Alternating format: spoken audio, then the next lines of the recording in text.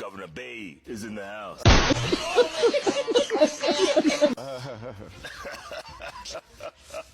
Sakaja Johnson, my friend. Yeah. You're in trouble, man. We have to get it done. You're underwater.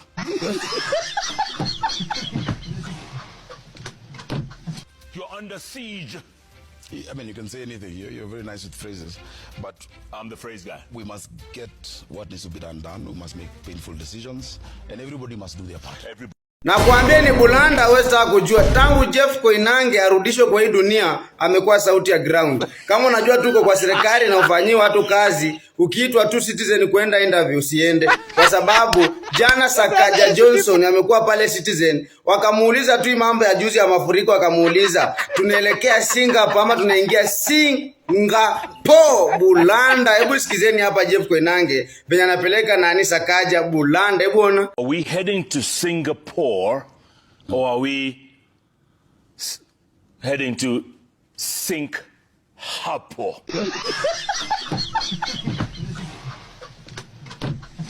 Allah. Sasa huyu. Asante sana Jeff Koinange. At least wewe ndio umebaki unaongea kwa niaba yetu sisi. Huyu jamaa aliingia mijini, alienda wapi? 48 hours ago, the flooding was all over the city. Yeah. You have not appeared at all on screen anywhere in 48 hours. This is the first time you're appearing on Sunday Live. Just first time. Where have you been? Jamaa aliingia mijini bana. Lakini Jeff akikuja anaongea kenye sisi tunafaa kusema. Hey, Mungu tulinde huyu Jeff man. Are we heading to Singapore or are we heading to Singapore? Jeff, the case of Nairobi today, the provision that we just were able to use has been available for the last 13 years, but was never used. Urban Area Cities Act says that the Nairobi shall be the capital city. It's the only county with that provision that beyond just being a county, you can get additional resources as the capital city. Yeah. There is no way, and tomorrow the president is signing into law the infrastructure fund that unlocks the resources. There is no way Kenya will go to Singapore without Nairobi.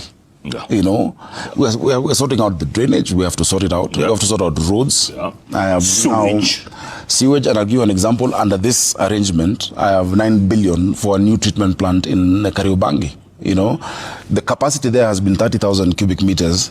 So, jana Nairobi governor Sakaja Madimpuls alikuwa pale JK Live na Jeff Koinange venye siku hizi amekuwa chief injector. Ameamua kurepresent wananchi fully. Akaanza na Sakaja kumuita Mr. BAE. You know, penye hiyo jina inatokea.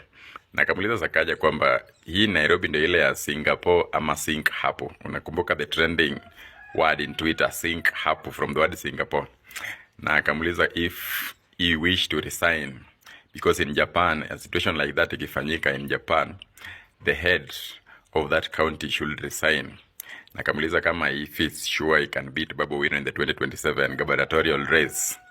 Yeah, so I think Jeff Koinange siku hizi amekuwa mdeadly. There is no hiding. This is the kind of journalism yenye tunataka. You ask people the plain thing. Kwamba ni hivi, how are you going to do it?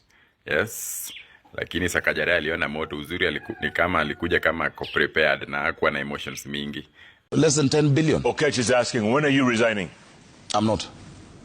I'm working. And every day I do my best. Given the limitations that we have as a city. Of course the expectations are extremely high and I understand them. But I genuinely, really put myself out there to solve the problems with what I have. And I think this is a beautiful platform for me to explain that challenge in the city. You see, the city has never had a chance to have an administration that actually does full course, because you start with your plans, they start getting to fruition. I'm paying all debts from the first administration, you know, before even implementing yours. From Kideros? Yes. Come on. Yes. Stalled projects from 2014, 2015. Stalled projects from Dandora Stadium, how did we finish it? It was started way before. So even as I'm doing 4 new stadia, Kimbuini, Woodley, we're doing one in Mwiki, City Stadium, etc. I have to maintain also what had all been done. And Talanta's yours? No, Talanta is the national government. Oh. It's the national government. And you see, they were able to do Talanta because they can borrow. You know, as we're doing it based on what you pay for parking and land rates. And Mama Mboga pays every day. Because what comes from Mikita Borchia, let me tell you, there is no single project in the capital being done that comes from Mikita Borchia. Mikita Borchia only covers salaries. I've told you 1.7 billion a month, 1.5 on salaries, 200 must go to the assembly. You have not even looked at operations and maintenance, O&M. You have not looked at fuel or buying new vehicles or, you know, building markets. We're now building 6 markets. The president is doing 16. The 6 markets that are going on in Mutuini, you know, in Kawa West, they move a bit slower because of the challenge of financing. If we have these resources, they'll all be done. We know where we need markets. We know where we need the drainage expanded.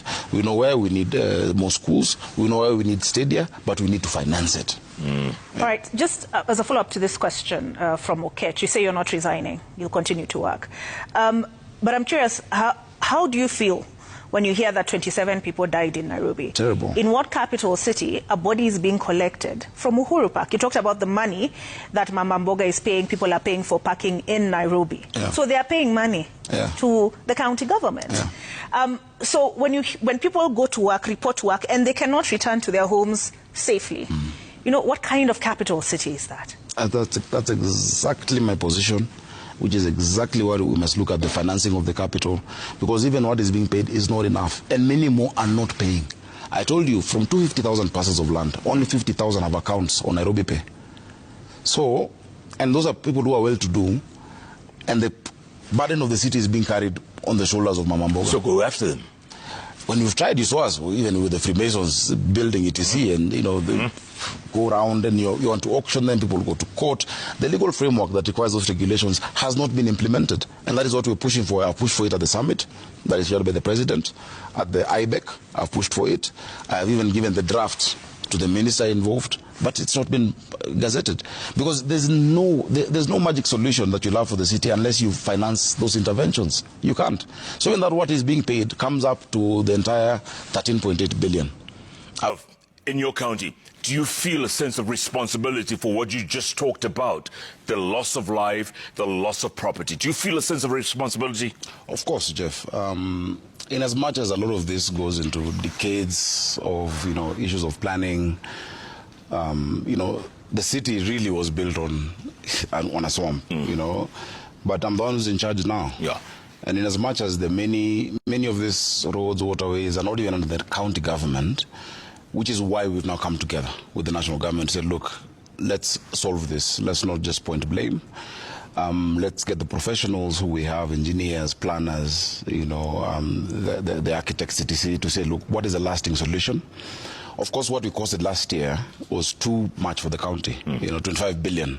When you're running a 40 billion budget, you know, salaries and all that, the county cannot do it on its own. Yeah. And that's why we need more resources, and I'm glad that now we're moving towards that. If you look at the river regeneration project, because remember, Nairobi is a city built around the rivers, you know, Ngong River, Nairobi River, and Mathare River.